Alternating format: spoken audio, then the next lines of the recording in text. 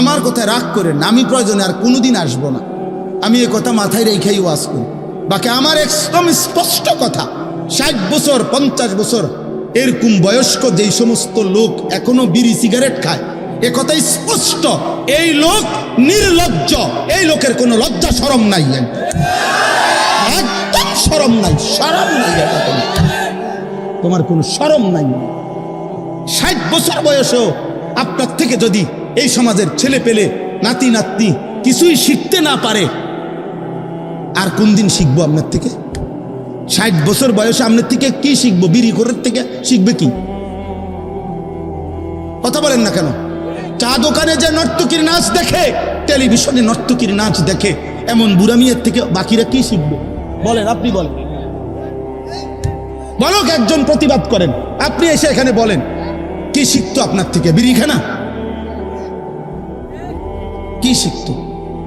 আপনাদের সন্তান আপনাদের কাছে আমানত। এই ছেলে পেলেগুলো নামাজ পড়ে না, এই ছেলেগুলো সারা দিন রাত মোবাইল টিপতেছে। আমি সেদিন আব্বা গত শনিবারে আমি এক জায়গায় ফজরের নামাজ পড়ছি, মাহফিলের জন্য যাইতেছিলাম আরেক জায়গায়।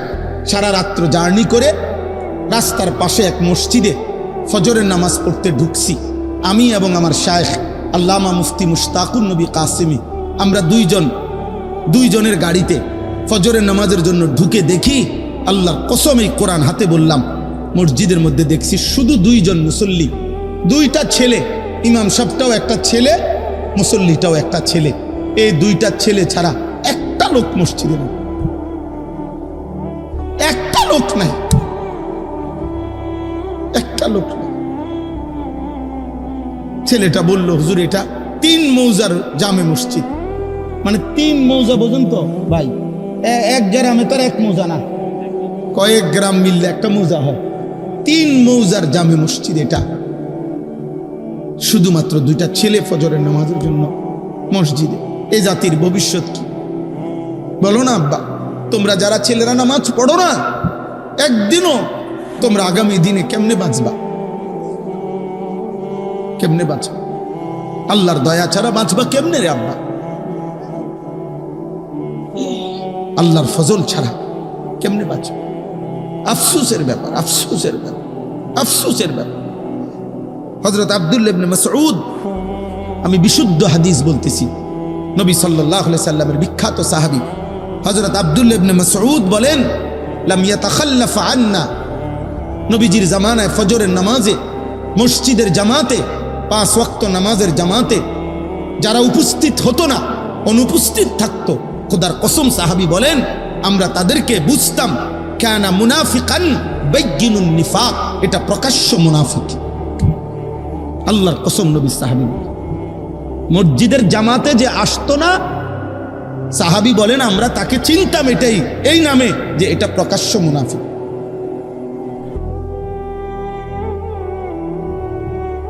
এজন্য যুবক, মাশাআল্লাহ এখানে লেখা আছে, সপ্তগ্রামের সকল যুবক বৃন্দ সার্বিক সহযোগিতা, নওজোয়ান তোমরা যারা এই মাহফিলের সাথে সম্পৃক্ত, তোমাদের অনেকের গলায় বেইস আছে, আমি তোমাদেরকে বলব, তোমরা যদি আমগরে ভালোবাসা থাকো, মহব্বত করে থাকো, এই মহব্বতের দাবি নিয়ে বলতেছি আব্বা, তোমরা একজন আরেকজনকে আগামীকালকে মিটিং করো, পরামর্শ করে বসো যে আমরা এক বন্ধু আরেক বন্ধুকে ফজরের নামাজের জন্য ডাকবো। বলো ইনশাআল্লাহ, দেখবা পার। একজন একজনের সাথে ওয়াদা করো, তাহলে দেখবা বরকত হবে। 10 জন লইয়া পারতা না, তুমি শুধু একজনের লগে, দোস্ত কি কস, হুজুরের কথা মতো চল, ফজরের নামাজ পড়ি। রাসূলুল্লাহ সাল্লাল্লাহু আলাইহি সাল্লাম বলছে, যে ফজরের নামাজ পড়ে তাইয়্যিবুন নাফস, তার অন্তর পবিত্র হয়ে যায়। তাইয়্যিবুন নাফস, আল্লাহ নবী বলছে যে ফজরের নামাজ পড়ে না, আল্লাহর কসম নবী বলছে খাবিসুন নাফস, ওর অন্তর হলো খবিস, ওইটা খবিস, খবিস, এটা খবিস, খবিস। এটা ফজরের নামাজ যে পড়ে না, এটা খবিস, খবিস, খবিস এটা। আর আল্লাহর নবী বলছে খবিস পায়খানায় থাকে। খবিস থাকে কোথায়? পায়খানা। এই জন্য নবীজি বাথরুমে পায়খানায় ঢুকতে এ খবিস থেকে পানা চল। বাথরুমে ঢুকার দোয়া কি? মানে কি কোন আমনে কোন খবিস না? তো বুঝা গেল নবীজি এটা কেন কইতেন? বাথরুমে ঢুকতে কেন বলতেন যে আল্লাহ খবিস থেকে পানাহ চাই, তাহলে বোঝা গেল বাথরুমের ভিতরে কে আছে? খবিস। রাসূলুল্লাহ সাল্লাল্লাহু আলাইহি সাল্লামের হাদিস। ফজরের নামাজ যে পড়ে না, আল্লাহর নবী বলছে শয়তান তার এই পিঠ মাথার পিছনে ঘাড়ের এখানে গিট্টু দিয়ে রাখে শয়তান তাকে, আর বলে আলাইকা লাইলুন তাওয়ীলুন ফারকুদ, হে আল্লাহর বান্দা রাত অনেক লম্বা, লম্বা ঘুমা, নাফরমান ঘুমা। শয়তান তাকে আটকায় রাখে, আবদ্ধ করে রাখে। নাউজুবিল্লাহ। তো আমার কথাটা শেষ হয়েছে না। রাসূলুল্লাহ সাল্লাল্লাহু আলাইহি সাল্লাম এই সূরা হুদ এই যে কথাটা বলতেছিলাম, 5টি জাতির আযাবের বর্ণনা ওই সূরার মধ্যে আছে। কোন সূরা বলেন তো? সূরা হুদ, 11 নম্বর সূরা কোরআনে। তো ওই সবটা বর্ণনা করার পর, মানে আযাবের বিস্তারিত বর্ণনা দেওয়ার পর, গুনাহ, নাফরমানি, পাপ, সীমা লঙ্ঘনের কথা বর্ণনা করার পর আল্লাহ কোরআনে ওই সূরাতে একটা আয়াত নাজিল করছে, নবীজিকে বলছে ফাস্তাকিম কামা উমিরতা। অতএব বন্ধু, যাই বললাম আপনার কাছে আযাবের বর্ণনা, কথা শুনেন তো, আপনার উম্মত যে যাই করুক, উল্টা পাল্টা করুক আর বাও করুক, তবে আপনার ব্যাপারে আমার আল্লাহর স্পেশাল কথা, আপনাকে যত শরীয়তের যত আদেশ করা হয়েছে, আমি আল্লাহ বলছি প্রত্যেক আদেশ, প্রত্যেক হুকুম, প্রতিটা আদেশ নিষেধের ব্যাপারে আপনি পাহাড়ের মতো, পাথরের মতো ইস্তেকামত, মজবুত এবং দৃঢ় থাকবেন। এক সুতা, এক জাররা আপনি বন্ধুর থেকে যেন কোনো আমলও না ছুটে, কোনো রকমের ভুল যেন না হয়। কাকে বলছে? নবী সাল্লাল্লাহু আলাইহি সাল্লামকে বলছে। এর কয়দিন পরে, এই সূরা নাজিলের কিছুদিন পরে, আল্লাহ নবী সাল্লাল্লাহু আলাইহি সাল্লামের দাড়ি মুবারক সর্বপ্রথম 3টা বা 4টা, 2টা চুল দাড়ির সাদা হয়ে গেছে। হযরত আবু বকর সিদ্দিক রাদিয়াল্লাহু তাআলা আনহু বলছেন, ইয়া রাসূলুল্লাহ কাদ শাইয়াবতা, আপনি দেখি বুড়ো হয়ে যাচ্ছেন, আপনার তো চুল পাকা শুরু হয়ে গেছে দাড়ির। তখন আব্বা নবী সাল্লাল্লাহু আলাইহি সাল্লাম বললেন, শাইয়াবাতনি হুদ ফাস্তাকিম কামা উমিরতা। আবু বকর, বিশ্বাস করো, সূরা হুদের আযাবের বর্ণনা আমারে বুড়া বানায় ফেলছে। আর আমার আল্লাহর এই আদেশ যে আমি যেন আমার আল্লাহর হুকুমের উপরে এক চুল এদিক সেদিক না হয়, মজবুত থাকতে বলছে, এই দায়িত্ব, এই ভার, এই ওজন আমারে বুড়া বানায় ফেলছে। আমার কলিজার মধ্যে 24 ঘন্টার ভয় বিরাজ করছে। আহা, এই আযাবের যেই বর্ণনা আল্লাহ দিছে, আমার উম্মত যদি আবার নাফরমানি করে, আমার উম্মতের কি জানি হবে। আর আল্লাহ যে আমারে বলছে, আমার দ্বারাও যেন এক জাররা পরিমাণ আমল না ছুটে, দায়িত্ব পালনের এই কঠিন অনুভূতি আমি তো চেষ্টা করছি, তবু আমার আল্লাহর কথা মনে পড়লে, আল্লাহর কথা মনে পড়লে আমার শরীরে কাঁপ দিয়া ওঠে। এজন্য আমার চুল পাকা শুরু হয়ে গেছে। এলেম, কোরআন সুন্নাহর এলেম শতভাগ বিনয়ের সাথে গ্রহণ করতে হয়। আশ্চর্য হবেন আপনারা, বুঝবেন সবাই। প্রথম যেদিন আল্লাহ তাআলা আদম আলাইহিস সালামকে সৃষ্টি করে 60 হাত লম্বা তৈরি করে রূহ দিলেন, আদমকে রূহ দিলেন, একেবারে বিশুদ্ধ হাদিসের মধ্যে আছে। তো আল্লাহ তাআলা প্রথম দিন আদম আলাইহিস সালামকে দিয়ে প্রথম কি কাজ করাইলেন, কি করাইলেন আদমকে দিয়ে? প্রথম কি করছে? হাদিসের মধ্যে আছে, একটু দূরে একদল ফেরেশতা বসা ছিল। তো এই সর্বপ্রথম রূহ দেওয়ার পর আল্লাহ তাআলা আদম আলাইহিস সালামকে বললেন, ইযহাব ফাসাল্লিম আলা উলাইকা নাফর ফাস্তামি' লিমা ইউহাইয়ুনাকা। তুমি এখান থেকে উঠো, হেঁটে পায়ে হাইটা ওইখানে যাও, ওই যে ফেরেশতারা বসা সেখানে গিয়ে যাও, গিয়ে তাদেরকে সালাম দাও। সালামের বাক্য আল্লাহ শিখাই দিছেন। তো এই সালাম দিবার পর তুমি শুনবা মনোযোগ দিয়া যে ওনারা জবাবে কি বলে ফেরেশতারা। অতঃপর ফেরেশতারা যেটা বলবে, তোমার আর তাদের এই কথা সালাম, এটাই হবে কিয়ামত পর্যন্ত তুমি এবং তোমার আদম সন্তানদের পরস্পরের সাক্ষাতের প্রথম সম্বোধন। তো আদম আলাইহিস সালাম ওনাদের কাছে গেলেন, সেখানে গিয়ে সালাম দিলেন। ওনারা ওয়ালাইকুমুস সালাম ওয়া রাহমাতুল্লাহ এটা বললেন। আদম আলাইহিস সালাম শিখলেন যে সালামের পদ্ধতি, পরস্পরের সাক্ষাতে সম্বোধনে কি বলতে হবে প্রথম, এইটা শিখলেন। তো তাফসীরে আছে, কিতাবের মধ্যে আছে, মুহাদ্দিসিন উলামায়ে কেরাম বলেন যে এই প্রথম দিন আল্লাহ তাআলা আদমকে দিয়ে শিখায় দিলেন যে এই এলেম, এই যে এটা শিখা, যে সালাম শিখা, এটা একটা এলেম কিনা, কথা বলেন না। এই আল্লাহ তাআলা বুঝাইলেন যে প্রথম দিন আদম, এলেম এত বড় নিয়ামত যে এলেমের জন্য এই জাগার থেকে হবে না, তুমি ওখানে যাই হাঁটো, যাও ওখানে যাও, গিয়ে শিখে আসো, এটুকু কষ্ট সহ্য করে এরপরে এলেম শিখো। প্রথম দিন শিখাইছেন আল্লাহ তাআলা যে এলেমের জন্য কষ্ট করতে হয়। এলেম তোমার কাছে আসে না, তোমাকে এলেমের কাছে যাইতে হবে, তোমাকে যাইতে হবে এলেমের কাছে। অথচ সেজদার টাইম হয়েছে, আর ফেরেশতাদেরকে বলছে তোমরা আদমকে সেজদা করো, কিন্তু এলেমের টাইম হয়েছে আর আদমকে বলছে তুমি ফেরেশতাদের কাছে যাও। কথা বুঝেন নাই? তাহলে এলেম দাম, এলেম সব কিছুর চাইতে দাম, কোরআন সুন্নাহর ইলম। এই জন্য আব্বা, আমরা কিংবা মাদ্রাসার ছাত্র হোক আর আপনারা হোক, মসজিদের শ্রোতা হোক আর ওয়াজ মাহফিলের শ্রোতা হোক, 1 ঘন্টার জন্য হোক আর 12 বছরের জন্য হোক, আপনি আমি সবাই কোরআন সুন্নাহর ইলম, জ্ঞান অর্জনের জন্য কষ্ট স্বীকার করতে হবে, কষ্ট স্বীকার করতে হবে। এই জন্য আল্লাহ তাআলা এটা প্রথম দিন শিখাইছেন। হযরত মূসা আলাইহিস সালাম, হযরত খাজির, যাকে খিজির বলেন আপনারা, খাদির আলাইহিস সালাম মূল শব্দটা, উনার কাছে 3টা জিনিসের এলেম শিখার জন্য 3টি জিনিস শিখছে। লম্বা পথ উনার সাথে সফর করতে হয়েছে, দীর্ঘ পথ সফর করে 3টা জিনিস শিখছে। একটা, আপনার নৌকা চলার পথে উনি ছিদ্র করে ফেলছে হযরত খাজির। মূসা আলাইহিস সালাম বুঝে নাই কেন ছিদ্র করল। চলার পথে একটা বাচ্চা ছেলেকে হত্যা করে ফেলছে। মূসা আলাইহিস সালাম বুঝে নাই ছেলেটাকে কেন হত্যা করল। আরো দূর যাওয়ার পরে একটা এলাকায় গিয়া ওই এলাকার একটা দেওয়াল কাত হয়ে গেছে, এই দেওয়ালটা খাজির আলাইহিস সালাম সোজা করে দিছে। মূসা আলাইহিস সালাম বুঝে নাই। 3টা জিনিস দেখছেন, একটাও তিনি বুঝেন নাই।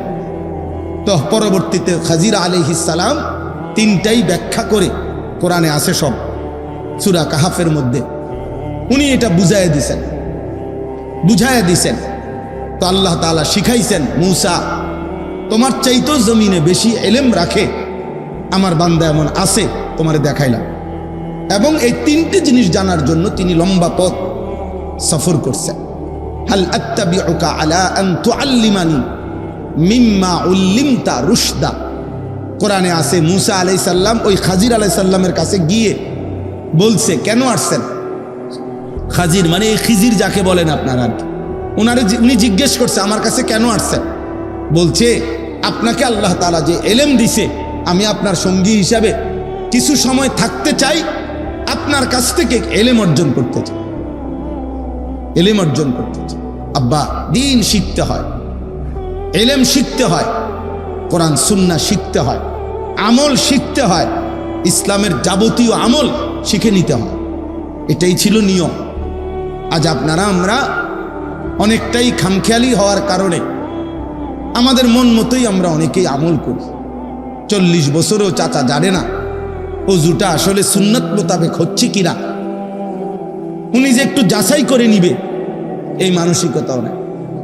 60 বছরের বুড়া চাচা এমন অগণিত আছে যাদের সূরা কেরাত, দোয়া কালাম অশুদ্ধ, কিন্তু একটা বার এই কথা বিবেকেও আসে না যে আমি তো একটু চেষ্টা করলে পারি, শিখতে পারতাম না। পাত্তাই দেয় না এটা। এই পান খায়, বন খায়, গপ মারে, মন মতো নামাজ পড়ে, মন মতো উজু করে, নিজের মতো করে 4 রাকাত সুন্নত পড়ে ফেলছে 1 মিনিটে, 1.5 মিনিটে, কি পড়ে না পড়ে। একদিন আমি আপনার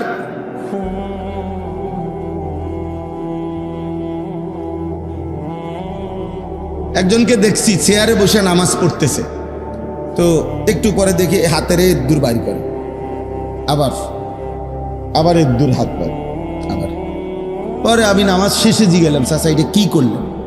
দূর কি? দূর কি? যে দূরটা হলো রুকু, আর এই বেশিটা হলো সে। বলেন এটা নি রুকু? আপনার বাপ দাদা 14 গোষ্ঠী শুনছি নি এটা রুকু? পৃথিবীর কোনো আলেম বলবি নি এটা রুকু? এটা নি রুকু, হাতের এই কদ্দুর বাড়ালে নি রুকু? আমি বললাম তো আপনি এটা কোত্থেকে শিখলেন? এটা এটা এটা রুকু, এটা সেজদা, মাথা কই, আমনে কই? আশ্চর্য কথা। অনেকের তো রেরুমি দিন, এটা হইল কথা? এটা এটা বুঝি দিন যে আমি নামাজ পড়তেছি, আমার আশেপাশে দেখেছি অনেকে এরুম করে, এটাই নামাজ? আশ্চর্য। আপনি বসে নামাজ পড়লে ইশারায়, তো ইশারা কি হাতেরই নি ইশারা না মাথার ইশারা? তাইলে খামখেয়ালি, জানারও মানসিকতা না, জানারও মানসিকতা। অসংখ্য মুসলমান এজন্য বাপ এটা জরুরি বুঝা, দিন শিখতে হয়। হাদিসের মধ্যে আছে হযরত মালিক ইবনুল হুয়াইরিস, বুখারীর হাদিস, রাদিয়াল্লাহু তাআলা আনহু বলেন, আমরা কয়েকজন কিশোর যুবক সাহাবী, ওয়া নাহনু শাবাবাতুন মুতাকারিবুন, সমবয়সী যুবক, আমরা নবীজির কাছে আসলাম দিন শিখার জন্য। ফাআকামনা ইনদাহু 20 লাইলা, অতঃপর নবীজির কাছে আমরা পূর্ণ 20 দিন নবীজির কাছে আমরা ছিলাম। ওনারা দূরবর্তী অঞ্চলের সাহাবী, কিন্তু আয়েশা 20 দিন নবীজি সাল্লাল্লাহু আলাইহি সাল্লামের কাছে এসে দিন শিখছেন। 20 দিন পরে নবী সাল্লাল্লাহু আলাইহি ওয়াসাল্লাম ওনাদেরকে বললেন, ইরজিউ ইলা আহলিকুম ওয়া আল্লিমুহুম ওয়া মুরুহুম, তোমরা এবার তোমাদের পরিবার এলাকার কাছে ফিরে যাও, তাদেরকে ইলম শিখাও, তাদেরকে আল্লাহর হুকুমের প্রতি আদেশ করো। ওয়া ইযা হাদারাতিস সালাহ ফালিউআদ্দিন আহাদুকুম, যখন নামাজের ওয়াক্ত হবে তোমাদের একজন আজান দিও। ওয়ালিয়া উম্মাকুম আকবারুকুম, এবং তোমাদের মধ্যে বয়সে যে বড় সে ইমামতি করবে। তো 20 দিন থাকার বরকতে আল্লাহর নবী সাল্লাল্লাহু আলাইহি সাল্লাম এখন উনাদেরকে আজান ইমামতির সার্টিফিকেট দিয়ে দিয়েছে। বললেন না যে একজন কি করো ইমামতি। তো সাহাবীরা 20 দিন থেকে ওনারা দিন শিখছেন।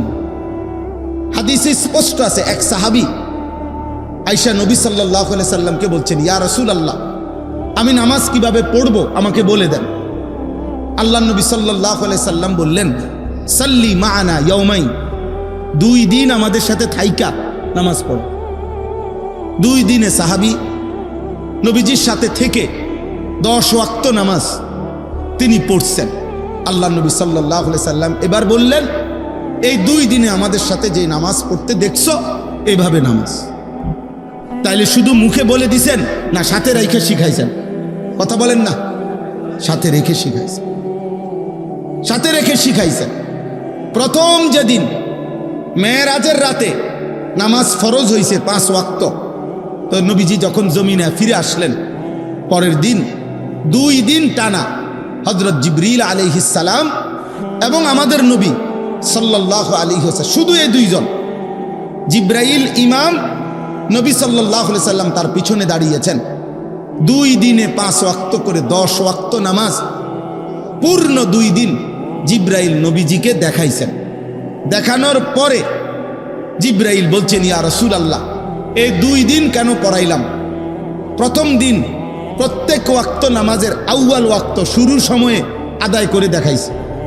দ্বিতীয় দিন 5 ওয়াক্ত নামাজের শেষ টাইমের আগ মুহূর্তে নামাজ পড়ে দেখাইছি।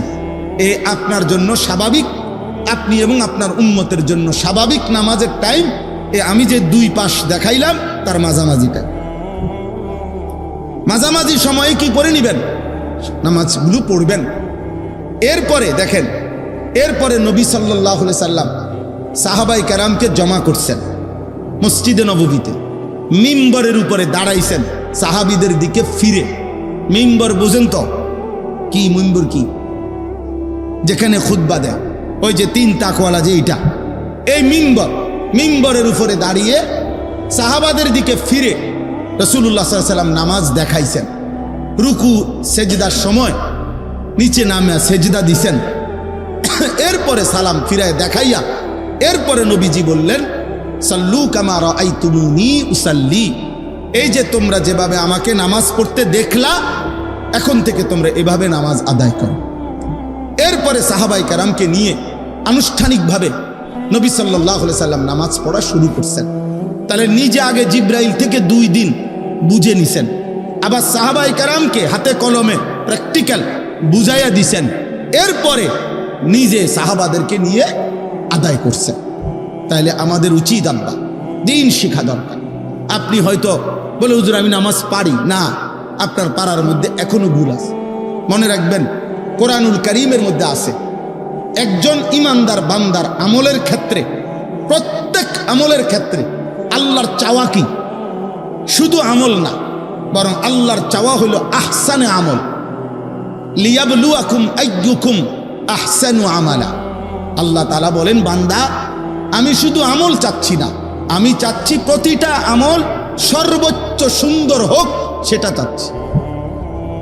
শুধু কি চাচ্ছি না বলেন না, শুধু আমল না, শুধু আমল না, কোন রকম জোরাত আলীর নামাজ না, কোন রকম জিকির না, কোন রকম নামাজ না, কোন রকম তেলাওয়াত না, কোন রকম ইসলামে অনুমোদিত নয়। ইসলামে কোন রকম বলতে কিছু নাই, আপাতত বলতে ইসলামে কোনো বিধান নাই, সব বিধানই পূর্ণাঙ্গ। সব বিধানই কি? পূর্ণাঙ্গ, পূর্ণাঙ্গ। আপাতত কোন রকম বলতে কিছু নেই। তাইলে প্রত্যেক মুসলমান প্রতিনিয়ত আহসান, আরো সুন্দর করা, এই মানসিকতা থাকা, এটা আল্লাহ তাআলার পক্ষ থেকে আমাদের জন্য চাওয়া। তোমার নামাজ আরো সুন্দর করা দরকার, তোমার রুকু আরো সুন্দর করা দরকার, তোমার সেজদা আরো সুন্দর করা দরকার, তোমার জিকির আরো সুন্দর করা দরকার, তোমার তেলাওয়াত আরো সুন্দর করা দরকার, তোমার আল্লাহ তাআলার ইবাদত আরো সুন্দর করা দরকার। আহসান আহসান আহসান, আরো সুন্দর। গত 1-2 বছর আগে আমার খুলনার হজরত, বাংলাদেশের একজন বড় বুজুর্গ আরেফ বিল্লাহ হজরত মাওলানা মুফতি নুরুল আমিন সাহেব, অনেক বড় আল্লাহওয়ালা, করাচি হজরত কুতবে আলম হজরত মাওলানা শাহ হাকিম মোহাম্মদ আখতার রহমতুল্লাহ আলাইহির খলিফা হজরত, অনেক বড় আল্লাহওয়ালা। আজ থেকে 5-7 বছর আগে আমি আমার শায়েখ আল্লামা মুফতি মুশতাকুন নবী কাসিমি হুজুর সহ আমরা প্রায় 30-35 জন আলেম প্রায় 7-8 বছর আগে হজরতের কাছে গিয়া খুলনায় 3 দিন ছিলাম। হজরত জিজ্ঞেস করছেন কেন আসছি? আমাদের শায়েখ আল্লামা মুফতি মুশতাকুন নবী সাহেব বলছে, হজরত আমরা আপনার কাছে আসছি, থাকবো এখানে সুন্নত মোতাবেক ওযু এবং নামাজ শেখার জন্য। 3 দিন থাইকা আমরা সুন্নত মোতাবেক ওযু এবং নামাজ শিখছি হজরতের কাছে।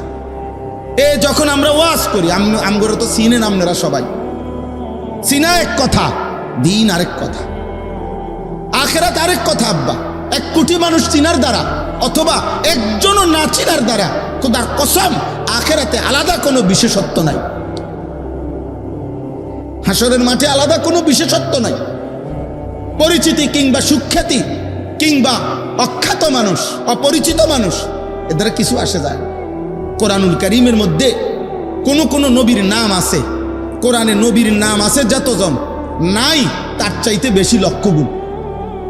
1,24,000 যদি নবী এবং রাসূল হয়, কোরআনে নবীর নাম আছে মাত্র 25 জন।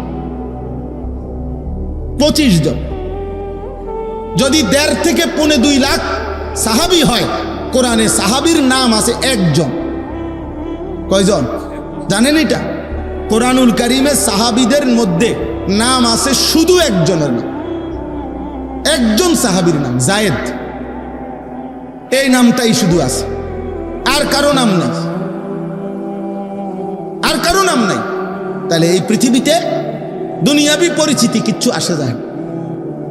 এরপরে গত 2 বছর আগে আবার একদিন রাত 2টা বাজে এই খুলনার হজরতকে আমি নিজে বললাম ঘুমের আগে, হজরত আমি আমার নামাজটা আমি একটু একা দেখাই, হয় কি না? হজরত পুরা নামাজ দেখে বললেন, মাওলানা রুকুর সময় আপনার এই ডান হাত একটু এদিকে বাঁকা হয় বেশি, এটা সোজা করতে হবে, মানে এইভাবে হাত থাকতে হবে। আমি বললাম হজরত আপনি ধরে ঠিক করে দেন। 5-6 বার ধরে ঠিক করে দিছে। আলহামদুলিল্লাহ এখনো পর্যন্ত প্রত্যেক দিন প্রতি ওয়াক্ত এগুলো নামান, এগুলো নামান, ওগুলো নামাই, লাগবে না। তো প্রত্যেক ওয়াক্ত নামাজের সময় আমার এটা মনে পড়ে যে হযরত আমাকে বলছেন এই হাত কি রাখতে, সোজা রাখতে। অধিকাংশ বেলা আমার এটা মনে পড়ে।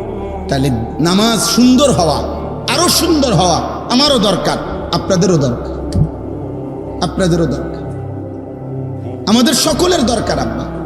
আমরা বড় খামখেয়ালি মানুষ, যেই সমস্ত গাফেল ইবাদত করে না, যেগুলো নামাজ পড়ে না, ওই ফালতুদের তো কোনো আলাফে নাই, ওগুলা তো কোনো হিসাবের মধ্যেই নাই। কিন্তু যারা নামাজ পড়েন তাদের মধ্যেও গাফলতি অনেক। রাসূলুল্লাহ সাল্লাল্লাহু আলাইহি সাল্লামের স্পষ্ট হাদিস শুনেন, আবু দাউদ শরীফের হাদিস। নবীজি বলছেন, তিলকা সালাতুল মুনাফিক, ওই নামাজ মুনাফিকের নামাজ। 3 বার বলছে, ওই নামাজ মুনাফিকের নামাজ, ওই নামাজ মুনাফিকের নামাজ। কামা ফানাক্কারা আরবাআন লা ইয়াযকুরুনাল্লাহা ইল্লা কালিলা, যে দাঁড়িয়ে 4 রাকাত নামাজ আদায় করছে যেন 4টা ঠোকর মারছে, এত দ্রুত যে যেন 4টা ঠোকর মারছে, বর্ষির ঠোকর দিছে, যেন 4টা ঠোকর মারছে। নবীজি বললেন, লা ইয়াযকুরুনাল্লাহা ইল্লা কালিলা, একেবারে যত সামান্য পরিমাণ সারা আল্লাহর জিকির, তাসবিহ, সূরা, কেরাত, দোয়া, কালাম একটাও সুন্দরভাবে পড়ে নাই। খোদার কসম নবী 3 বার বলছে, ওই নামাজ মুনাফিকের নামাজ, মুনাফিকের নামাজ, মুনাফিকের নামাজ। বলে তাহলে আত্তাহিয়াতু যার শুদ্ধ হয় না, আমরা এটা কি নামাজ? দোয়ায়ে কুনুত যার শুদ্ধ হয় না, এটা কি নামাজ? তাব্বাত ইয়াদা কুল হুয়াল্লাহ শুদ্ধ হয় না, শব্দ হইল সুবহানা রব্বিয়াল আযীম। আপনি এখন সুবহানাল আযীম, সুবহানাল আযীম, সুবহানাল আযীম কিতা? হ্যাঁ, আপনি কি বললেন? এটা আত্তাহিদুলিল্লাহ সাল্লাতু তাইয়্যিবাতু আসসালামু আলাইকুম ওয়া রাহমাতুল্লাহি ওয়া সালামু আলা নবিয়িল সালাম শাহাদু আল্লা ইলাহা ইল্লাল্লাহ মুহাম্মাদুর রাসূলুল্লাহ আল্লাহুম্মা সাল্লি আলা মুহাম্মাদ ওয়া আলা আলি মুহাম্মাদ কামা সাল্লাইতা আলা ইব্রাহিম ওয়া আলা আলি ইব্রাহিম ইন্নাকা হামিদুম মাজিদ আল্লাহুম্মা বারিক আলা মুহাম্মাদ ওয়া আলা আলি মুহাম্মাদ কামা বারাকতা আলা ইব্রাহিম ওয়া আলা আলি ইব্রাহিম ইন্নাকা হামিদুম মাজিদ আল্লাহুম্মা ইন্নী যালামতু নাফসি যুলমান কাসীরান ওয়া লা ইয়াগফিরু যুনুবা ইল্লা আনতা ফাগফিরলি মাগফিরাতাম মিন ইনদিকা ওয়া আরহামনি ইন্নাকা আনতাল গফুরুর রহিম। আসসালামু আলাইকুম ওয়া রাহমাতুল্লাহি ওয়া বারাকাতুহু। সুবহানাল্লাহ সুবহানাল্লাহ সুবহানাল্লাহ সুবহানাল্লাহ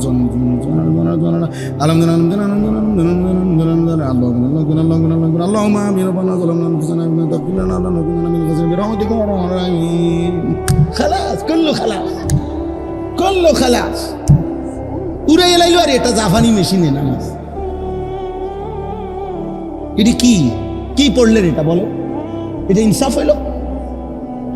এটা নামাজ হইল? বলেন, এটা তাসবিহ হইল? নবী সাল্লাল্লাহু আলাইহি সাল্লাম আপনার কল্পনায় বলে একজন মানুষ বলেন, একজন মুসলমান নবীজি এভাবে তাসবিহ পড়তেন, এমনি করতেন। এটা তাসবিহ হলো? এটা ফাজলামি করলেন না? এটা ফাজলামি করলেন না আপনি? বলেন। এজন্য আব্বা আগে নামাজিদেরকে বললাম, যারা নামাজ পড়েন আপনাদেরকে বললাম, আপনাদের নামাজ আরো সুন্দর হওয়া দরকার। আপনি যদি বলেন হুজুর কতজনে নামাজে তো পড়েন, আমরা তো পড়ি না, এসব ফাঁকনা কথাই হইতো না। আখিরাত এইটার ভিত্তিতে না। কেউ নামাজ পড়ে নাই এই কারণে আপনার এটা কোন রকম জোরাতালি দিলে চলবে, আল্লাহ কথা বলেন। আল্লাহ কথা বলেন কোরআনুল কারীমের মধ্যে আছে, ফাকাতিল ফি সাবিলিল্লাহ লা তুকাল্লাফু ইল্লা নাফসাকা।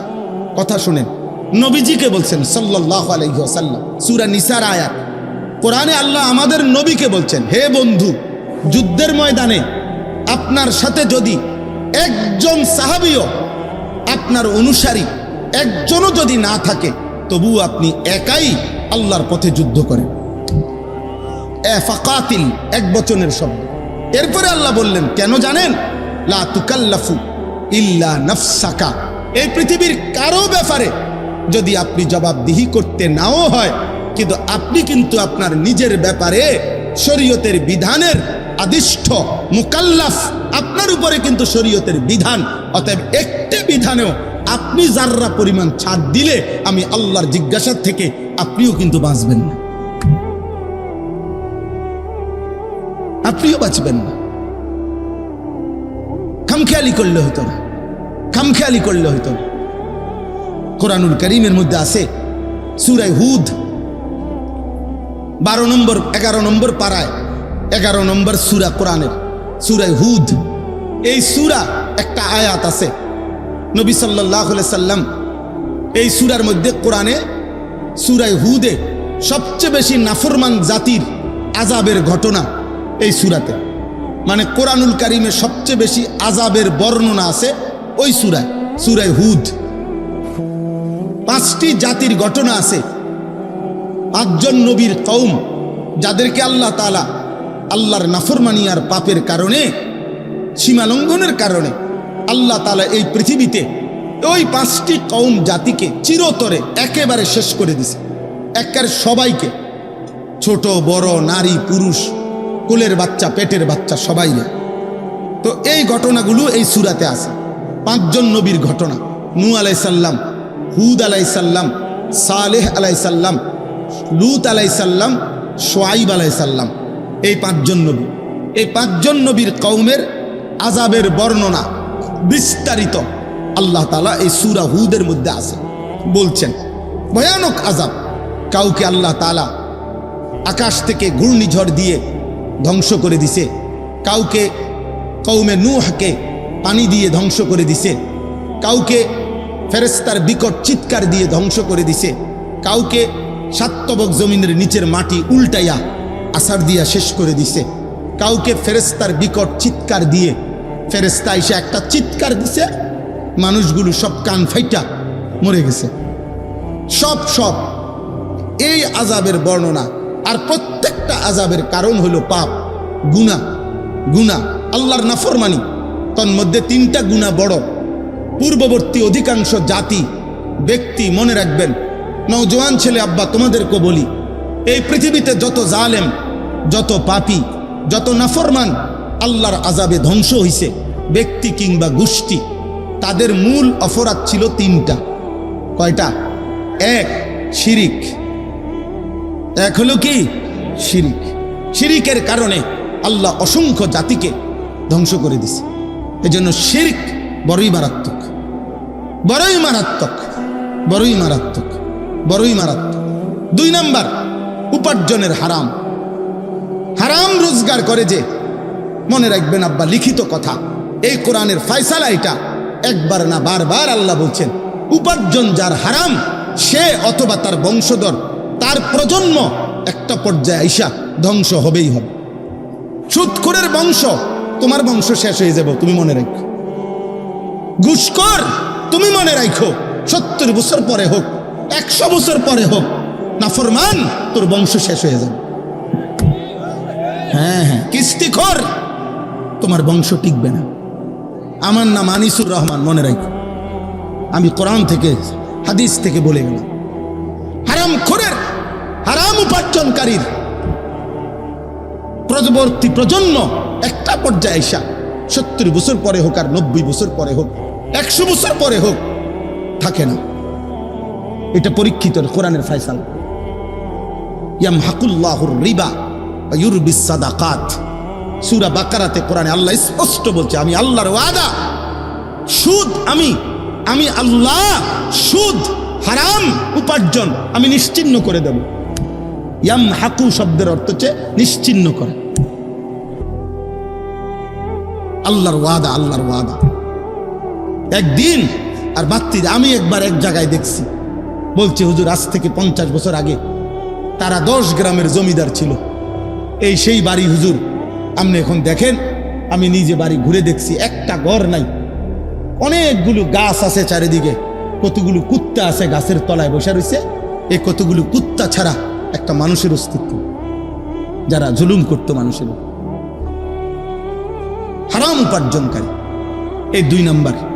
3 নাম্বার হলো লজ্জাস্থানের গুনাহ, জিনা, ব্যভিচার, পুরুষে পুরুষে অপকর্ম, নিজের হাত দ্বারা নিজের লজ্জাস্থানের নাপাক অপকর্ম, অশ্লীল ছবি, বেহায়াপনা, অসভ্যতা। এই জিনা লজ্জাস্থানের অপবিত্র, শাহওয়াতের গুনাহ, হারাম চাহিদা, যৌন চাহিদা। এই লক্ষ লক্ষ যুবক আজকে এই উচ্ছৃঙ্খল, এই চুল চেহারা লেবাস পোশাক, আল্লাহ নাই, নামাজ নাই, সেজদা নাই, হালাল হারামের কোনো ধার ধারে না। এক একটা মোবাইল, নারীর আকর্ষণ, অশ্লীল ছবি, উলঙ্গ নাচ, হাজারো যুবককে কুকুর শুকুরের চাইতে নিকৃষ্ট বানায় দিছে। কলিজার ভিতরে, চেহারার ভিতরে আল্লাহ রসুলের কোনো চিহ্ন নেই, ইমানের কোনো চিহ্ন নাই। কতদিন হয় নামাজ পড়ে না, জানে না, কত রাত আল্লাহকে সেজদা দেয় না।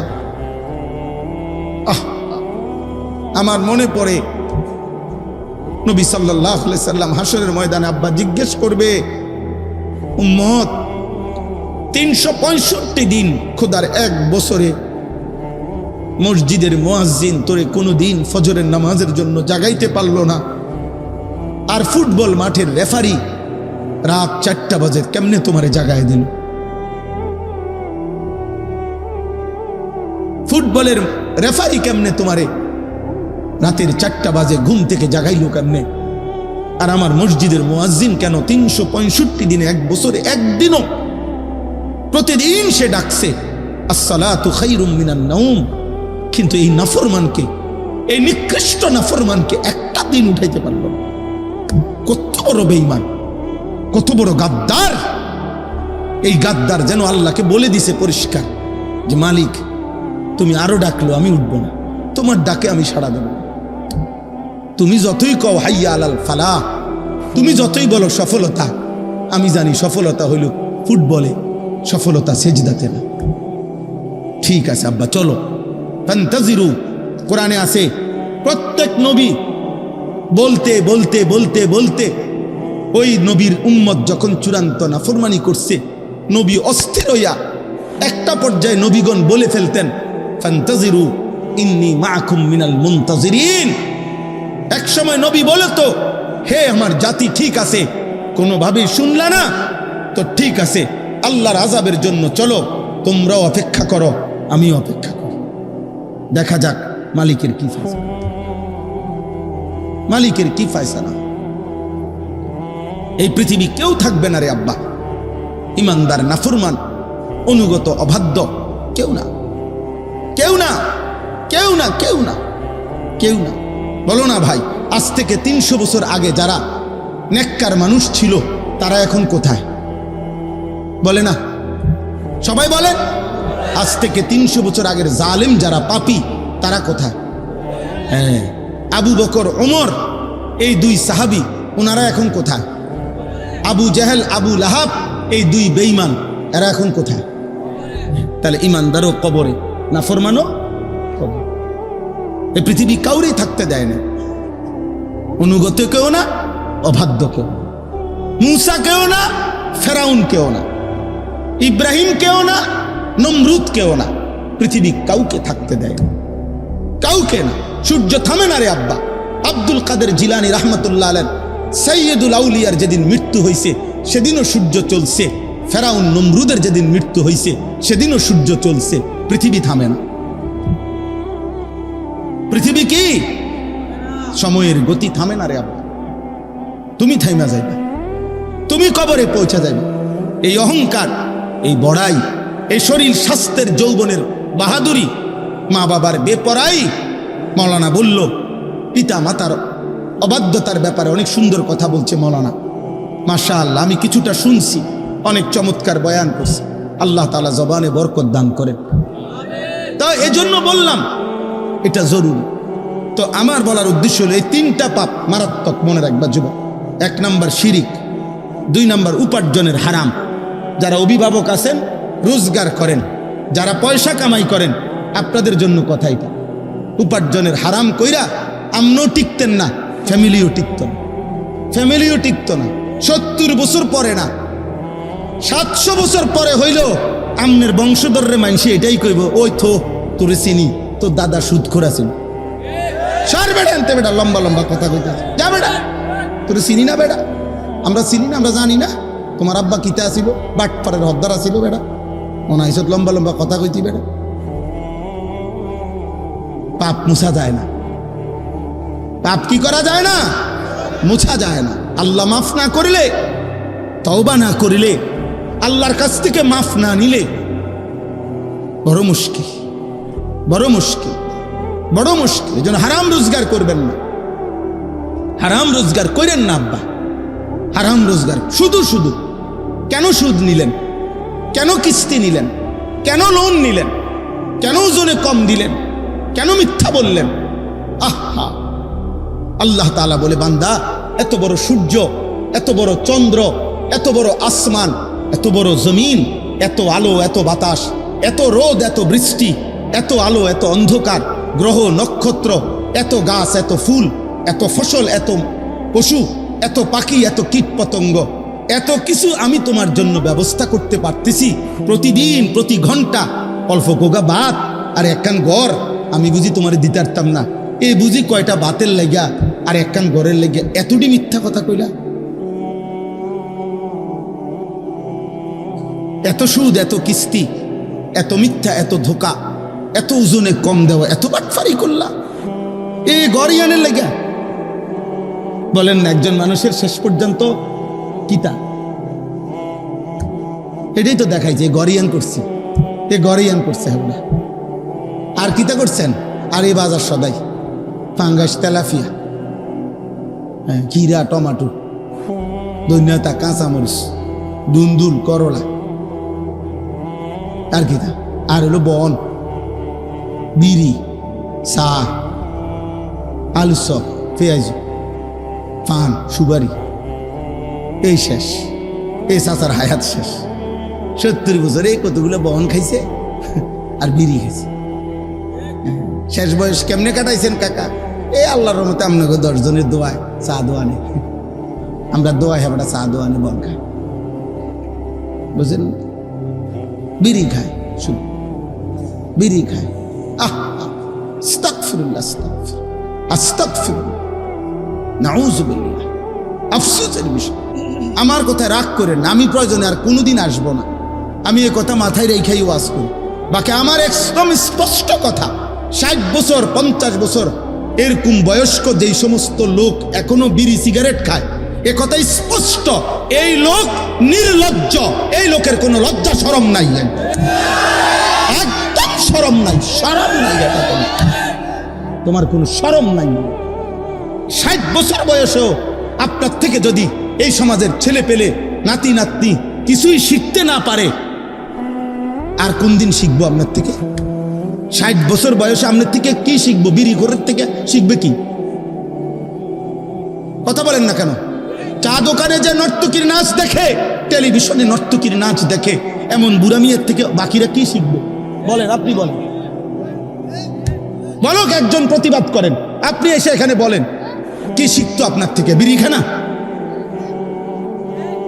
কি শিখতো? আপনাদের সন্তান আপনাদের কাছে আমানত। এই ছেলে পেলেগুলো নামাজ পড়ে না, এই ছেলেগুলো সারা দিন রাত মোবাইল টিপতেছে। আমি সেদিন আব্বা গত সপ্তাহে, গত শনিবারে আমি এক জায়গায় ফজরের নামাজ পড়ছি, মাহফিলের জন্য যাইতেছিলাম আরেক জায়গায়। সারা রাত্র জার্নি করে রাস্তার পাশে এক মসজিদে ফজরের নামাজ পড়তে ঢুকছি।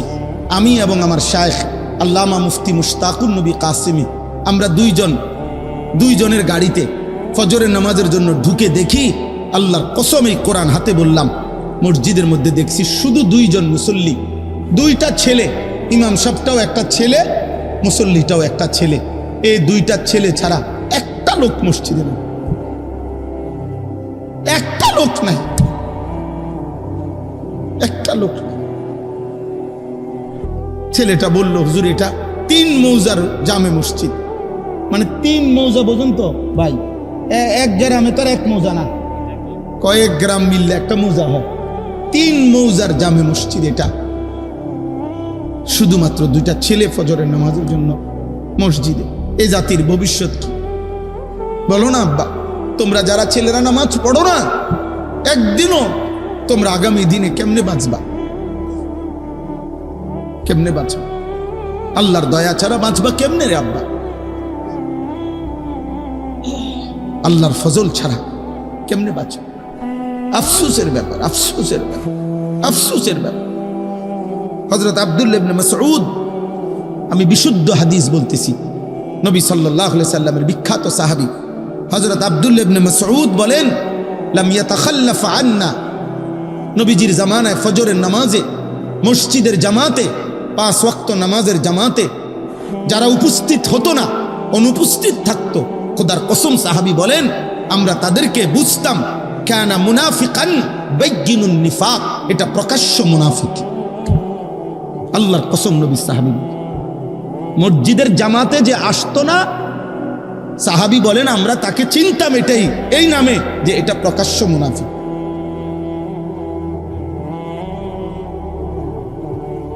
এই জন্য যুবক মাশাআল্লাহ এখানে লেখা আছে সপ্তগ্রামের সকল যুবক বৃন্দ সার্বিক সহযোগিতা।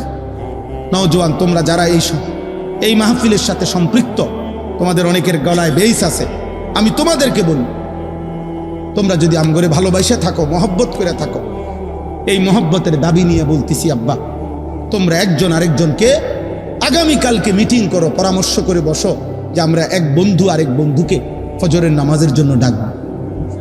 বলো ইনশাআল্লাহ, দেখবা পার। একজন একজনের সাথে ওয়াদা করো, তাহলে দেখবা বরকত হবে। 10 জন লইয়া পারতা না, তুমি শুধু একজনের লগে দোস্ত কি কস, হুজুরের কথা মতো চল, ফজরের নামাজ পড়ি। রাসূলুল্লাহ সাল্লাল্লাহু আলাইহি সাল্লাম বলছে যে ফজরের নামাজ পড়ে তাইয়্যিবুন নফস, তার অন্তর পবিত্র হয়ে যায়। তাইয়্যিবুন নফস,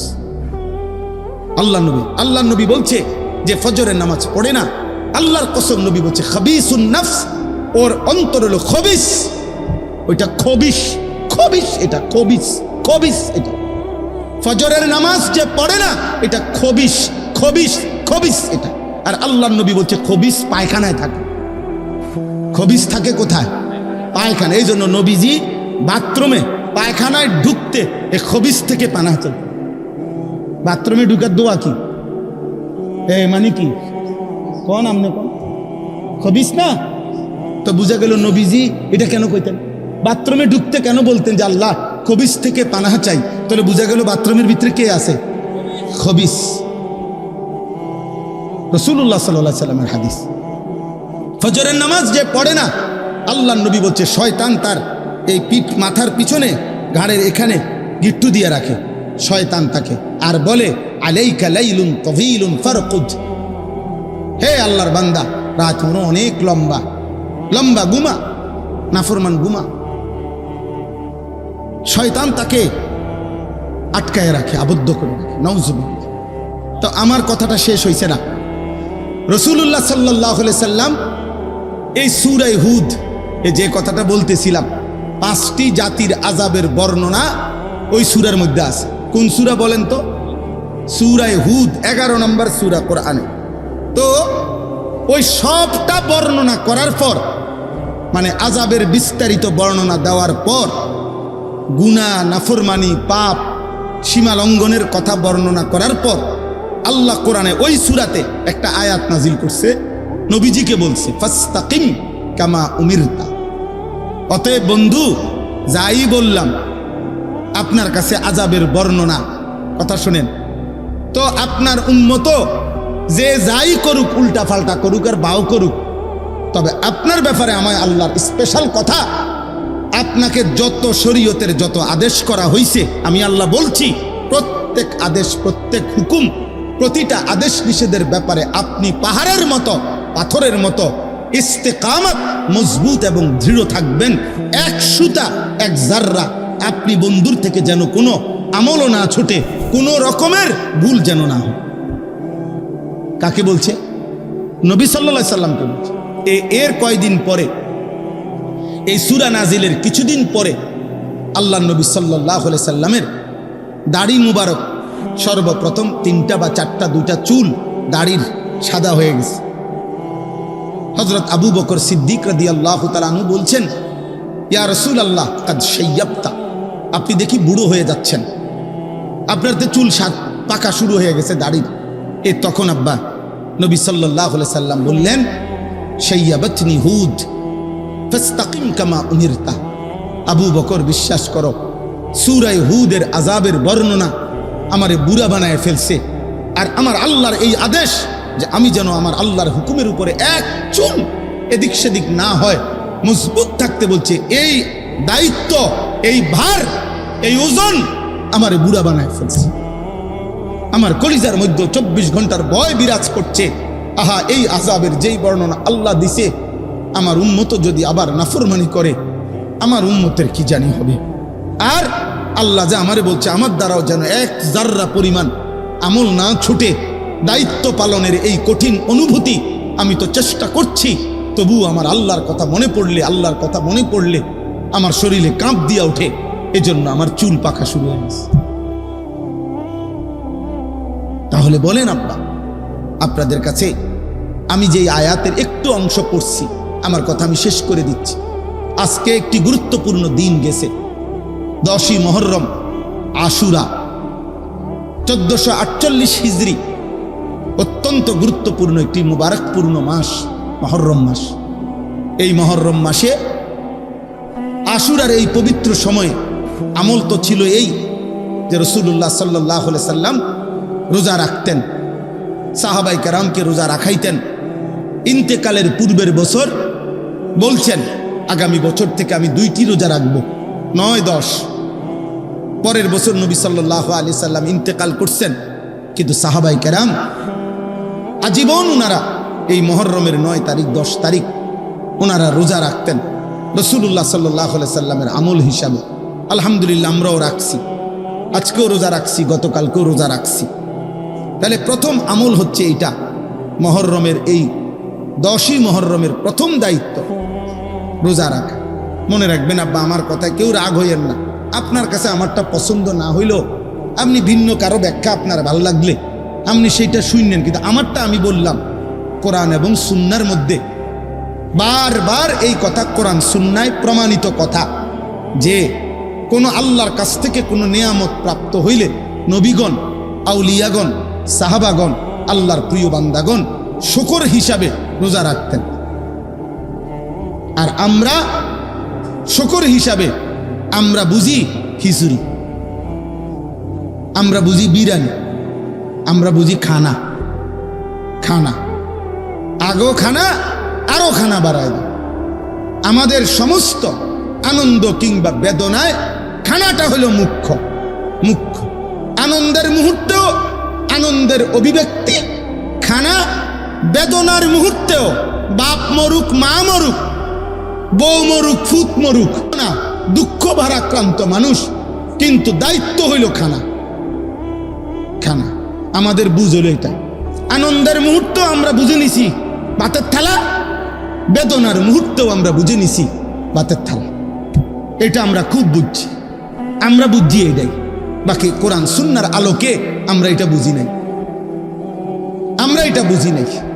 আপনারা আপনাদের যেমনি বুঝছেন, আপনাদের বুঝে আপনারা আরেকবার ভাইবেন আমার কথাটা। আমি এই কথাটাই বললাম, আপনাদেরকে বললাম। আরেকবার জিজ্ঞাসা করেন যে রাসূলুল্লাহ সাল্লাল্লাহু আলাইহি সাল্লাম কারো মৃত্যুতে, নবী সাল্লাল্লাহু আলাইহি সাল্লাম বাবা মা স্বজনের মৃত্যুতে নবীজি কি করতে বলছেন? আবার শুনতে চেষ্টা করেন। কৃতজ্ঞতা স্বরূপ আল্লাহ নবী জিজ্ঞেস করছে মদিনার ইহুদিদেরকে, তোমরা কেন রোজা রাখো মুহররমের 10 তারিখ? সব হুজুররা মসজিদে এটা বয়ান করছে কিনা বলেন? প্রত্যেক হুজুররাই বলছে, সব মসজিদে এটা বয়ান হয়েছে। হযরত মুসা আলাইহিস সালাম ফেরাউনের কবল থেকে এই মুহররমের 10 তারিখ উনার সঙ্গী সাথী নিয়ে নদী পার হয়ে আল্লাহ উনাকে রক্ষা করছেন। ফেরাউনের পুরা বাহিনী ডুবে গেছে। তাইলে এই শুকর হিসাবে মুসা আলাইহিস সালাম আল্লাহর হুকুমে প্রতি বছর 10ই মুহররম রোজা রাখতেন। আল্লাহ নবী বললেন, তাহলে এই রোজা আমরাও রাখুন। পরবর্তীতে সাহাবায়ে কেরামকে নিয়ে নবীজিও এই রোজা রাখতেন। তাইলে শুকর হিসাবে, কৃতজ্ঞতা হিসাবে নবীগণ তাদের অনুসারীদেরকে নিয়ে কি রাখছেন? কথা বলেন না, বলেন। আপনি মানতে হবে জরুরি না, আমারটা আমি বললাম, আপনার কাছে রেফারেন্স বলুন। রাসূলুল্লাহ সাল্লাল্লাহু আলাইহি সাল্লাম এ কথা সমস্ত আলেম স্বীকার করবে কোনো সন্দেহ ছাড়া। নবী সাল্লাল্লাহু আলাইহি সাল্লাম সোমবার দিন প্রত্যেক সপ্তাহে নবীজি সোমবারে রোজা রাখতেন। নবী সাল্লাল্লাহু আলাইহি সাল্লাম রোজা রাখতেন, এটা সব হাদিসে আছে। আল্লাহ নবীকে জিজ্ঞেস করছে, ইয়া রাসূলুল্লাহ, আপনি সোমবারে রোজা রাখেন কেন? নবী সাল্লাল্লাহু আলাইহি সাল্লাম বলেন, ফিহি বুলিতু, এই দিনে আমি জন্মগ্রহণ করেছি। আমার জন্মের খুশিতে আমার জন্মের আনন্দে শুকর হিসাবে আমি প্রত্যেক সোমবারে রোজা রাখি। তাহলে আপনাদেরকে এটাও যদি ভুল বলে থাকি তো আপনি ফেলে দিয়েন, কোনো অসুবিধা নাই, আপনি বাদ দিয়ে দিয়েন। কিন্তু ইনসাফ যদি বলে থাকি, যদি হাদিস বলে থাকি, সত্য বলে থাকি, আরেকবার ভাইবেন। তাইলে আনন্দ কিংবা বেদনা, যদি 10ই মুহররম মুসা আলাইহিস সালাম ফেরাউনের বাহিনী থেকে উদ্ধার হইছেন, এটার যদি কৃতজ্ঞতা হয় তাইলেও তিনি রোজা রাখছেন। আর যদি ইমামে হুসাইন রাদিয়াল্লাহু তাআলা আনহুর কারবালার এই হৃদয় বিদারক কলিজা ছেঁড়া আহলে বাইতের শাহাদাত আর খুনের কথা যদি স্মরণ হয়, তাইলেও তো বিরানি আর ভাতের থালা হাতে উঠবার কথা না। বলেন মিয়া, ইনসাফ কি বলে? মিয়া, ইনসাফ কি বলে? ইনসাফ কি বলে? বলো না, ইনসাফ কি বলে? আমি করছেন আপনারা, আমার মানা নাই, কিন্তু আমার ওই জাকির বলছে, আগে শুনাইছে, আমি এরপরও কিছু বলি নাই, হজম করছি। কিন্তু আপনারা বলেন, আপনারা এই জরি লাগাইছেন কেন? বলেন। আপনারা কল্পনা করেন, ছেলেরা তোমরা কল্পনা করো, ধরে নাও আজকে 10ই মুহররম, মনে করো এই মসজিদের সামনে ইমামে হুসাইনের পবিত্র লাশ এখানে না রাখছে, মনে করো আহলে বাইতের 71 জন আহলে বাইতের পবিত্র সদস্যের খুন ঝরা লাশ কারবালার মাঠ থেকে মনে করে এখানে না রাখছে, তো তোমার দায়িত্ব কি? এই ফুল লাগানো? বলেন না ভাই, আপনার ইনসাফ কি বলে? বলেন, তর্ক ছাড়া কম। রাগ হয়েন না আপনারা, আমি শুধু বুঝাইলাম আনন্দ কিংবা বেদনায় উল্লাস কেমনে হয়, আনন্দ কিংবা বেদনায় খানা কেমনে মুখে আসবে, শুকর হিসাবে তো নবী সাল্লাল্লাহু আলাইহি সাল্লাম শিখাইছেন রোজা। আমরা একজন একজন করে লিখি, হিসাব করি। এখন হাত তোলার দরকার না, আমি হিসাব নিচ্ছেন, মুখে বলতেছি আর কি, যে কয়জনের মনে ছিল রোজা রাখার কথা। অথচ কসম আল্লাহর, হাদিসে স্পষ্ট আছে, একজন মহিলা সাহাবী রুবাই বিনতে মুআওয়িজ রাদিয়াল্লাহু তাআলা আনহা, তিনি বলেন, নবীজির জামানায় মুহররমের এই 10 তারিখের রোজা আমরা মহিলারাও রাখতাম, পুরুষরাও রাখতাম, নবীজিও রাখতেন। ওয়া নুসাউযিমু সিবিয়ানানা, আমরা আমাদের বাচ্চাদেরকেও এই রোজাটি রাখাইতাম, আমাদের বাচ্চারাও এই রোজা রাখতো, বাচ্চাদেরকেও আমরা রোজা রাখাইতাম। তাহলে সাহাবায়ে কেরাম তাদের বাচ্চাদেরকেও নবীজির আনুগত্য শিখাইছেন, অনুসরণ শিখাইছেন। এই আমার এই দূরের কথা। আমি বিশ্বাস করেন, আমি ঠেলাঠেলি বুঝি না, আমি ধাক্কাধাক্কি করতে চাই না। এ বলতে বলতে আল্লাহর দয়ায় ওয়াজের বয়স 22 বছর হয়ে গেছে, 22 বছর। আর কত, আর কত? এইখানে এই এলাকায় গুলোতে আমি এই মসজিদে তারাবি, খতমে তারাবি পড়ছি। হ্যাঁ, এই মসজিদেই। ওই যে আমি যে চবেপুরে তাফসির করতে ছিলাম, চবেপুর দাখিল মাদ্রাসার যে মসজিদে, তো 2 দিন না 3 দিন ছিলাম। আরও আগের কথা, তো খতমে তারাবি হয় না ওইখানে কোনো মসজিদে। তখন শুনছি একমাত্র এখানেই তো মনে হয় এই মসজিদে খতমে তারাবি হয়েছে। আমি ওইখান থেকে খতমে তারাবি পড়ে আবার ওইখানে গেছি, রাত্রি গিয়ে ওখানে ছিলাম। জাকির, এই হাফেজ জাকির আমার খুব পরিচিত, ওর কারণেই দাওয়াত নিছি। অতএব আব্বা, আপনাদের আমি মৌলানা সাহেবকে চিনি, ওই জাহাঙ্গীর ভাইকে চিনি, এই চবেপুর এই অঞ্চল এলাকায় শতবার আসছি আব্বা, আশেপাশের সব এলাকায়। তাহলে অতএব আমার বলার উদ্দেশ্য হলো, একজন মুমিন আনন্দের প্রকাশও করবে নবীজি সাল্লাল্লাহু আলাইহি সাল্লাম সাহাবায়ে কেরামের আমল হিসাবে, বেদনা সেটাও প্রকাশ করবে নবী এবং সাহাবীদের তরিকায়। এটা তর্কের বিষয় না, এটা ঝগড়ার বিষয় না, এটা সুন্নি ওয়াহাবির বিষয় না, এটা কাজ্জা ফাসাদের বিষয় না, এটা হলো কোরআন সুন্নাহর সাথে মিলাইয়া নেওয়ার বিষয়। সাহাবায়ে কেরাম নবী সাল্লাল্লাহু আলাইহি সাল্লামের আমলের সাথে মিলাইয়া নেওয়ার বিষয়। আমনের জায়গা থেকে যদি আমনের মিল্লা যায়, খালাস। কথা বোঝেন নাই? আমার কাছে আইতে হইব আমার তরিকায়, এটা তো মাকসাদ না। মাকসাদ হইল আপনি যেখানেই আছেন, যার কাছেই আছেন, যেই পীর, যেই মুর্শিদে হোক, যেই আউলিয়ারি হোক, যেই দরবারি হোক, যেই খানকাই হোক, আপনি শুধু এতটুকু মনে রাখেন, ইবাদত কিংবা আমল, আনন্দ কিংবা বেদনা, সব অবস্থাতে সুখ কিংবা দুঃখ, আমাদের প্রত্যেক অবস্থার বহিঃপ্রকাশ রাসূলুল্লাহ সাল্লাল্লাহু আলাইহি সাল্লাম সাহাবায়ে কেরামের আমলের সাথে মিলানো উচিত। উচিত?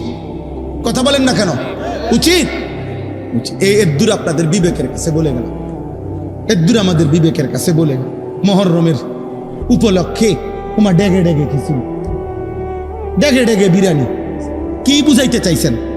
তা আমনি কোন ইমামে হুসাইনের শাহাদাত, ইমামে হুসাইন সেদিন, আরে যুবক শোনো আব্বা, সেদিন 10ই মুহররম কারবালার মাঠে সর্বশেষ ইয়াজিদের এই ঘৃণ্য বাহিনীর বিরুদ্ধে শেষ যখন 71 জন আহলে বাইত যখন শহীদ হয়ে গেল, ইমামে হুসাইন যখন একা আইসা দাঁড়াইছে, একা কারবালার প্রান্তরে, আমরা কিতাবে পড়ছি ইমামে হুসাইন সেদিন একা দাঁড়িয়ে তিনি যুদ্ধ যখন শুরু করছে, এরই সময়ে জোহরের নামাজের ওয়াক্ত হয়ে গেছে।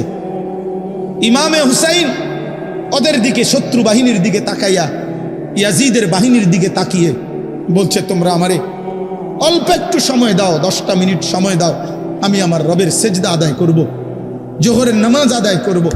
শিমার জিল জৌশান, যেই নাফরমান ইমামে হুসাইনকে শহীদ করছে, ওই শিমার জিল জৌশান, এই নাফরমান ওই পাশ থেকে চিৎকার দিয়ে বলছে, হুসাইন তোকে নামাজ পড়তে দেব না জোহর, তার আগেই তোর কল্লা তোর দেহ থেকে আলাদা করে দেব। খোদার কসম, ইমামে হুসাইন তখন চিৎকার দিয়ে বলছে, ঠিক আছে শিমার, তুই তোর কাজ কর, আমি আমার কাজ শুরু করলাম। আল্লাহু আকবার।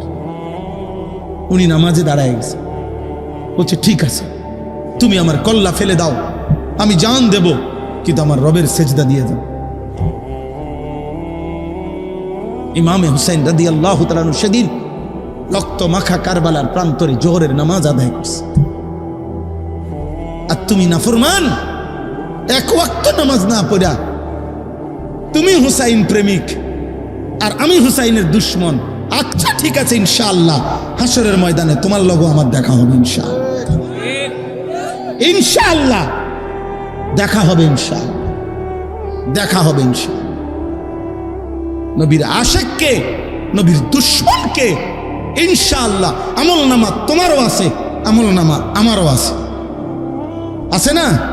ঠিক আছে, ফান্তাজিরু ইন্নী মাআকুম মিনাল মুনতাজিরিন, তোমরা অপেক্ষা করো, আমরা অপেক্ষা করি। দুনিয়া সবারই কম বেশ পেড়ে বাতে, দুনিয়া সবারই চলতেছে না সবাই, দুগা ভাত কদ্দুর ঘুম, দুনিয়া একভাবে না একভাবে পার হয়। সুখের রাতও ভোর হয়, দুঃখের রাতও ভোর হয়, বাসর রাতও ভোর হয়, ফাঁসির রাতও কি হয়? ভোর হয়। কোনো রাতই বাকি থাকে না, কোনো রাতই বাকি থাকে না। অনুগত অবাধ্য সবাই কবরে, সবাই কই? কথা বলেন না, শেষ কথা শেষ তো আমার। অনুগত অবাধ্য সবাই কোথায়? সবাই কবর। আল্লাহ বলছে, বান্দা 12টি মাস আমি নির্ধারণ করেছি, 4টি সম্মানিত মাস আমি নির্ধারণ করেছি। নবীজির জবানে নবীজি শুনাইছেন, আল্লাহ তাআলা যে কয়টা মাসকে সম্মানিত করছেন, তার মধ্যে একটি মাস হচ্ছে মুহররম। তার মধ্যে একটি মাস কি? আল্লাহর কাছে সম্মানিত একটি মাস মুহররম। আল্লাহ কোরআনে বলছেন, ফালা তাজলিমু ফীহিন্না আনফুসাকুম, এইটাই আয়াত, সূরা তাওবার 36 নম্বর আয়াত। আল্লাহ বলছেন, বান্দা সম্মানিত পবিত্র মাসে তুমি বান্দার কাছে আমার অনুরোধ, কোনোভাবেই নিজের উপরে জুলুম করো না, পাপ করো না। প্রত্যেক গুনাই জুলুম, প্রত্যেক পাপই জুলুম। পাপ করো না, গুনাহ করো না, জুলুম করো না, নাফরমানি করো না। এজন্য দোস্ত আমার, আজকে এই 10ই মুহররম আশুরা, এই পবিত্র দিনেও এটাই সবক। মুসা আলাইহিস সালাম সেদিন একথাই প্রমাণ করছেন 10ই মুহররমে, যে আল্লাহর উপরে যদি আস্থা থাকে, ইয়াকিন থাকে, তো পৃথিবী বিখ্যাত খোদা দাবিদার কাফের বেঈমানের হাত থেকেও আল্লাহ রক্ষা করে। এটা আশুরার শিক্ষা। ইমামে হুসাইন সেদিন আশুরায় 10ই মুহররম কারবালার প্রান্তরে জান দিয়ে তিনি সেদিন বলে গেছিলেন, কতলে হুসাইন আসল মে মর গে জিদ থা, ইসলাম জিন্দা হোতা হে হর কারবালা কে বাদ। তিনি সেদিন বললেন, যে আজ আমি শহীদ হই নাই, রক্ত দিয়েছি আমি, মূলত মরে গেছে ইয়াজিদ, মূলত মৃত্যু হয়েছে ইয়াজিদের। হুসাইন মরে নাই, শহীদ মরে না। শহীদ কি মরে না, শহীদ মরে না, শহীদ মরে না। আল্লাহ তাআলা কোরআনে বলছে, ওয়ালা তাকুলু লিমান ইউকতালু ফি সাবিলিল্লাহ আমওয়াত বাল আহইয়া। শহীদ মরে না, শহীদ জীবিত। তো আল্লাহ তাআলা ইমামে হুসাইন সেদিন শাহাদাত বরণ করছেন এবং তিনি বলেছেন, এই বিশ্ববিখ্যাত কবি ভারতের আকবর এলাহাবাদী এই কবিতাটা বলছিলেন, তিনি বলছিলেন, হায় সেদিন হুসাইনের মৃত্যু হয় না, মূলত ইয়াজিদের মৃত্যু হয়েছে, জালেমের মৃত্যু হয়েছে সেদিন, ইনসাফের মৃত্যু হয় নাই। আর এ কথা ইমামে হুসাইন কিয়ামত পর্যন্তের জন্য বলে গেছে যে ইসলাম জিন্দা হোতা হে হর কারবালা কে বাদ। প্রতিবার রক্ত দিলে, প্রতিবার আল্লাহর জন্য জান বিলিয়ে দিলে নতুন নতুন প্রতিবার ইসলাম জিন্দা হবে। অতএব মুসলমানের নওজোয়ান, চলো আল্লাহর জন্য লড়ি, দ্বীনের জন্য ভাবি, কালেমার জন্য ভাবি, ইসলামের জন্য ভাবি। বলো ইনশাআল্লাহ। যে জীবনে আল্লাহ নাই, যে জীবনে ইসলাম নাই, যে জীবনে সেজদা নাই, যে জীবনে কোরআন নাই, যে জীবনে কালিমা নাই, যে জীবনে আল্লাহর ভালোবাসা নাই, যে জীবনে মদিনার বন্ধুর ভালোবাসা নাই, সে জীবন জীবন না। ওই জীবন আর জানোয়ারের জীবন, ওই জীবন আর জানোয়ারের জিন্দেগি বরাবর। এই জন্য একটা ছেলেও যদি বুঝো, একজনও, সব একসাথে বোঝে না, আমরা জানি, একজনও যদি বুঝো তো দয়া করে ইনশাআল্লাহ এই দোয়ার পূর্ব মুহূর্তে আমরা প্রত্যেকেই আজকে এই সিদ্ধান্ত নিলাম যে আমরা গুনাহ থেকে বাঁচবো ইনশাআল্লাহ, আল্লাহর ইবাদত করবো ইনশাআল্লাহ। আর শুরুতে যে কথা বলছি আমি, প্রত্যেকে অনেক মাশাআল্লাহ অনেক রাত আপনারা বাবারা কষ্ট করছেন, আব্বা দাদা চাচা বাবা বুড়া জওয়ান নারী পুরুষ যুবক, তোমাদের সবার কাছে অনুরোধ, বাবা আপনাদের কাছেও, যার যার জায়গা থেকে সুবিধা মতো একটু একটু সময় করে হলেও কিছু না কিছু সময় দিন শিখেন, ওযু শিখেন, নামাজ শিখেন, সূরা কেরাত শিখেন, একটু একটুই শিখেন, 10 মিনিটেই পড়েন, 5 মিনিটেই শিখেন। চারিদিকে মাদ্রাসা আছে, চারিদিকে হুজুর আছে, চারিদিকে আলেম ওলামা আছে। ফেলে দিয়েন না আমার এই কথা, একদিন আফসুস করবেন কবরে, সেদিন আর ফিরতে পারবেন না, সেদিন আর ফিরতে পারবেন। আল্লাহ আপনাদেরকে তৌফিক দান করেন। এই মাদ্রাসা আল্লাহ কবুল করে নেন, আল্লাহ মাদ্রাসা কবুল করে নেন। 6 জন ছাত্রকে পাগড়ি দেওয়া হয়েছে, আজকে দেখছেন হয়তো একটা পাগড়ি মাথায় দেওয়া হয়েছে। একদিন তারা যদি সত্যিকার হাফেজ, কোরআনের এই কোরআন যদি কলিজায় ধারণ করে আর এলেম আমলের সাথে যদি বাকি জীবন চালায়, ইনশাআল্লাহ দেখবেন এরা হাসরের ময়দানে বাদশাহ। এরা হাসরের ময়দানে কি বাদশাহ, বাদশাহ, বাদশাহ। রব্বে করিম আরশে আজিমের মালিক আল্লাহ বলবে, বান্দা এদিকে আসো। হাফেজে কোরআনকে বলবে, ইকরা ওয়ারতাকি। কোরআনের হাফেজ, একটা একটা আয়াত তেলাওয়াত করো, জান্নাতের একটা একটা তালা উপরে উঠো। হাফেজে কোরআন জিজ্ঞেস করবে, মাওলা কতটুকু উপরে যাবো? আল্লাহ বলবেন স্বয়ংক্রিয়ভাবে, লিফটের সুইচ দেওয়া আছে, তুমি সুইচ টিপন লাগতো না। ফাইন্না মানজিলাতাকা ইনদা আখিরি আয়াতিন তাকরাউহা। তোমার তেলাওয়াত শেষ হবে যেখানে, তোমার বাসস্থান জান্নাতে, অবস্থান স্থল, তোমার রোম কামরা হবে সেখানে। তুমি পড়তে পড়তে শেষ করো। মিনাল জিন্নাতি ওয়ান নাস বলতে বলতে যত আয়াত হবে অত আয়াত উপরে তুমি সুবহানাল্লাহ। তখন ওই হাফেজে কোরআন 6000-এর চাইতে 6234 বিশুদ্ধ বর্ণনা। তো এই উপরে উঠা এলাকাবাসীকে সালাম দিবে যে, চাচা আমি আপনাকে সেই ছেলেটা, আল্লাহ আমার এই এনে উঠাইছে। আল্লাহ কবুল করে নেন। আপনাদের যাদের ভালোবাসা সহযোগিতায় একটা টাকার দান মনে রাখেন, মাদ্রাসার দানের 1 মিনিট কথা শুনেন, আর 5 মিনিটে শেষ করে দিচ্ছি। এই একটা টাকার দানে আপনি যেখানে মিশে গেলেন, 1000 টাকা, 10,000 টাকা, 5,000 টাকা, মনে রাখেন এটা একটা সিলসিলা। সিলসিলা মানে আমি আনিসুর রহমান আজ থেকে 35 বছর আগে আমি যেই মাদ্রাসায় পড়ছি, মনে করেন নোয়াখালী লক্ষ্মীপুর টুমচর মাদ্রাসায়, তাহলে ওই মাদ্রাসায় যারা দান করছে তাদের দানের টাকার থেকেও আমার খাবারের লোকমা আল্লাহ মিলাইছে। তো আমি সেই মাদ্রাসায় পড়ছি। আমার ছাত্র জীবনে আমি যতগুলো মাদ্রাসায় পড়ছি, ওই মাদ্রাসাগুলোতে যারা দান সদাকা করছে, আজকে আল্লাহ তাআলার তৌফিকে দয়ায় যেটুকু কোরআন সুন্নাহর কথা আমরা বলতেছি, এর দ্বারা যদি সওয়াব হয়, খোদার কসম এই প্রত্যেক দাতার আমলনামাতেও সওয়াব উঠবে। এবং আমি এখন আরেকজনকে শিখাইলাম, তো এবার সে বলতেছে, সে আবার আরেকজনকে শিখাবে, সে বলতেছে এই সিলসিলা মাদ্রাসার দান এটা আর থামে না।